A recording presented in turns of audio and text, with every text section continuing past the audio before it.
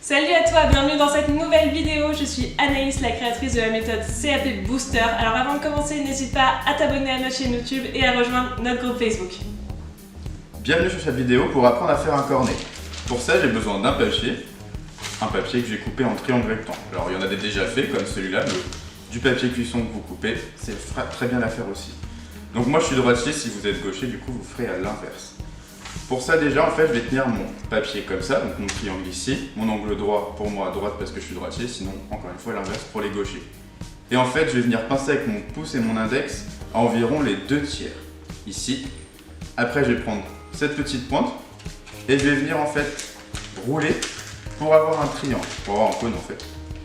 Voilà, il me faut vraiment une pointe ici, donc j'hésite pas à tirer cette petite partie là, je m'en fiche qu'elle dépasse. Et en fait, on va juste essayer d'avoir une ouverture quand même assez grande pour pouvoir remplir après ce cornet. Et maintenant, en fait, je tiens ici pour pas qu'elle s'échappe. Et avec mes 3 doigts, je vais juste venir coincer la pointe à l'intérieur.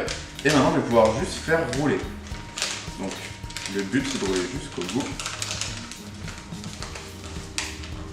pour avoir un cornet. Une fois que j'ai mon cornet, évidemment, si là je lâche, tout s'ouvre.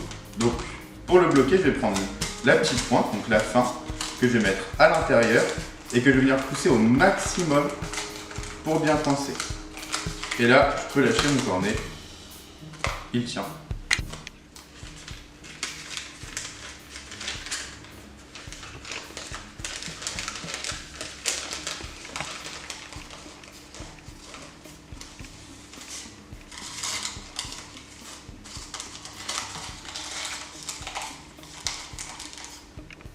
Ensuite, je vais remplir mon cornet. Donc là, moi, je me suis fait une glace royale, mais du chocolat fondu, pâte à tartiner, quelque chose d'un peu fluide, mais qui se tient quand même. Il n'y a pas de souci. Et en fait, je vais remplir mon cornet, mais je vais faire attention à pas trop le remplir non plus. La moitié, les 2/3, ça suffit, pas plus, parce qu'après, vous allez voir, quand on va le refermer, sinon ça risque de déborder. Donc là, moi, j'ai rempli à la moitié. Ensuite, ici, en fait, au niveau de ma pliure, je vais venir l'appuyer comme ça pour l'avoir bien au milieu. Et après, c'est un peu comme les bateaux qu'on faisait quand on était petit. On vient plier une fois, on vient plier une autre fois. Comme ça, on a une espèce de triangle ici. Et on va venir rouler. Hop, donc là, je vais me mettre à l'aise. Jusqu'à ressentir du coup l'intérieur, enfin notre garniture, qui va être sous pression. D'accord? Et ensuite, après, donc, hop, je vais le tenir comme une seringue pour pouvoir ensuite le pocher. Je vais faire un petit trou, pas trop gros parce que le but c'est pas d'avoir une écriture trop épaisse non plus.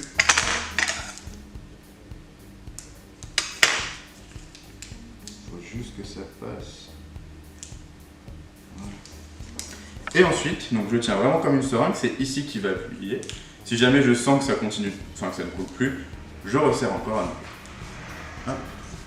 Et donc du coup, on va se poser ici. On se lève un tout petit peu pour pouvoir mieux diriger.